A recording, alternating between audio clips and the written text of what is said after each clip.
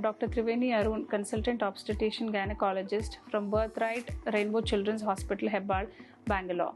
So today I'll be talking about gestational diabetes. What is gestational diabetes? It is a high blood sugar where a woman develops in pregnancy, and this is common. We come across in day-to-day practice. Out of 100 women, 4 to 5 women are known to develop gestational diabetes. So this is mainly developed because of decreased production of insulin in the body, because there is extra need, there is a more demand in pregnancy to produce more insulin, because lack of insulin production and also the insulin resistance, where the insulin will not metabolize the amount of glucose produced in the body, because of which there is high blood sugar levels in the body, which causes gestational diabetes. Now there are certain risk factors where a woman can develop gestational diabetes. First thing is, if a woman is having high BMI, that is their height weight ratio of more than 30, and if they have had any previous pregnancies with gestational diabetes, and if they have given birth for a good weight baby, that is more than 4.5 kgs, then if they are having a family history, if the parents are diabetic, siblings, brothers, sisters are having diabetes, can increase the risk of gestational diabetes. And we being South Asians, we are ethnically more prone to develop diabetes as such. So these are all the risk factors where a woman can develop gestational diabetes. Now, what are the effects on the mother and the baby of this gestational diabetes? For the mother, usually there are no symptoms which are shown, but commonly when they go on home glucose monitoring regularly, which shows increased blood sugar levels, which can affect the growth of the baby. On the baby, the effects are the baby can grow a little on the bigger side, and there are sometimes there can be more water level around the baby, which can lead to an early delivery. Then sometimes, rarely, there can be a stillbirth if the blood sugar levels are not very well controlled.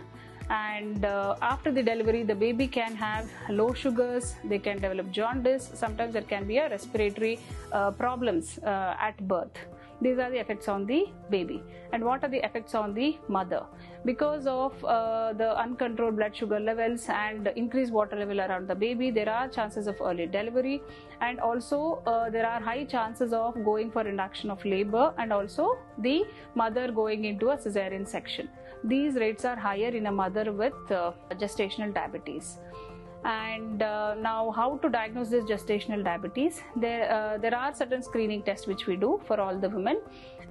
If regularly it is done in the booking test, all the blood sugar levels will be done, and routine screening will be done between 24 to 28 weeks of pregnancy.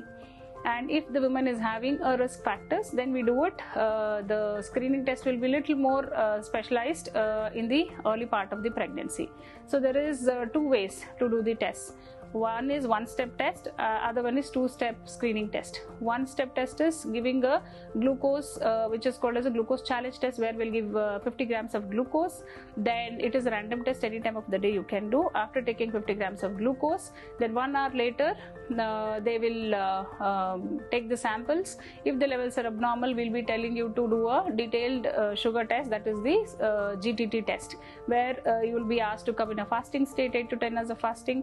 Then after taking the fasting sample, we'll give a glucose. Post that 1 and 2 hours later, we will take the blood samples. If anything is abnormal, we will be advising you accordingly. This is a 2-step screening. One-step screening is where we will do a fasting sample, then give 75 grams of glucose, then take the sample at 2 hours later. Then if the levels are abnormal, we will be advising you how to go about further. So now, how to handle this if the blood sugar levels are abnormal? If the blood sugar levels are abnormal, we will be telling you to go on regular exercises, healthy eating, monitoring your blood sugars at home with the glucometer. Then if the values are abnormal, we will put you across a specialist doctor like an endocrinologist, where they will start you on tablets or an insulin. And if it is well controlled, you are going to have a healthy ongoing pregnancy and also a healthy baby. So it is better to go on a regular healthy diet, eat healthy, regular exercises, which will help you to have a healthy pregnancy. Thank you.